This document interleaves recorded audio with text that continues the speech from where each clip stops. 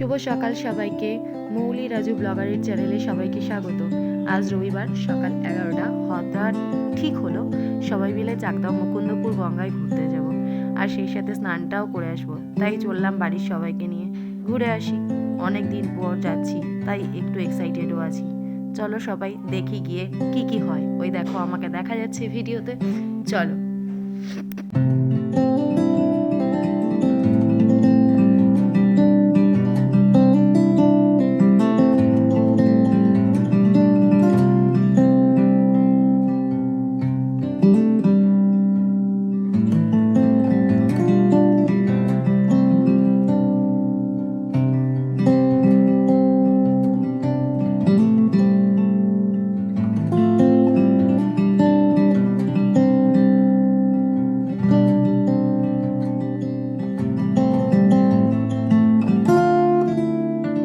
রাস্তায় যেতে যেতে গাড়িটা দেখলাম, খুব শখ হলো, তাই ভিডিওটা করে নিলাম।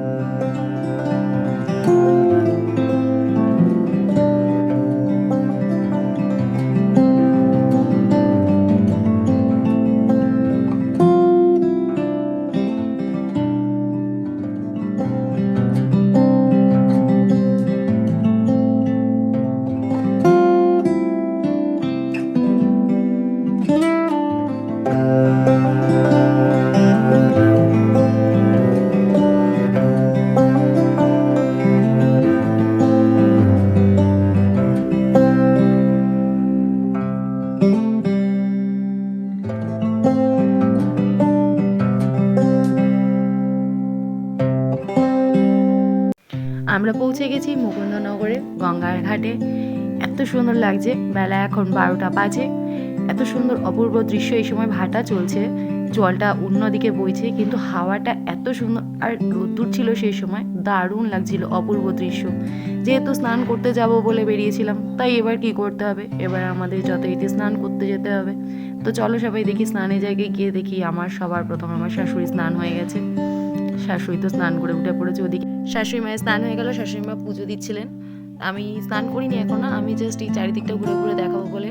এই শিবরাত্রির পুজো হয়েছিল, সেই জন্য প্যান্ডেল করা রয়েছে। শিব ঠাকুর, গণেশ ঠাকুরটাও দেখে নিন। একটু ঘুরে ঘুরে জাস্ট ভিডিও করছিলাম। ওদিকে সবাই স্নান করছিল, আমি আমার মতো একটু ঘুরে ঘুরে ভিডিও করছিলাম, যাতে সবটা তোমাদের সাথে শেয়ার করতে পারি, তোমাদেরকে দেখাতে পারি যে কেমন লাগছে এখন বর্তমানে চাকদহ মুকুন্দপুর। এবার ঘাটে চলে এলাম। দেখছি ওই যে বরমশাই গামছা নিয়ে দাঁড়িয়ে রয়েছেন, রোদ্দুর লাগছে।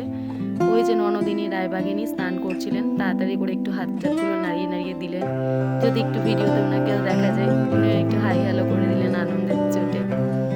দেখুন, এরপরে ওই আমার নন্দাই ছেলেকে স্নান করাচ্ছিলেন, উনি স্নান করাচ্ছেন। স্নান টান করানো হয়ে যাওয়ার পর সবাই যখন উঠে পড়বে, তখন আমি স্নান করবো ভেবেছিলাম, কিন্তু বললো নামতে, ওই জন্য নেমে পড়লাম। আর বর সেই সুযোগে ভিডিও করে নিল। ওই যে সাঁতার কাটছি, ওইটা কিন্তু আমি, ওটা আর কেউ নয়, ওটা আমি সাঁতার কাটতে জানি। তো স্নান পরের ব্লগে আবার দেখা হবে। সবাই ভালো থেকো, সুস্থ থেকো।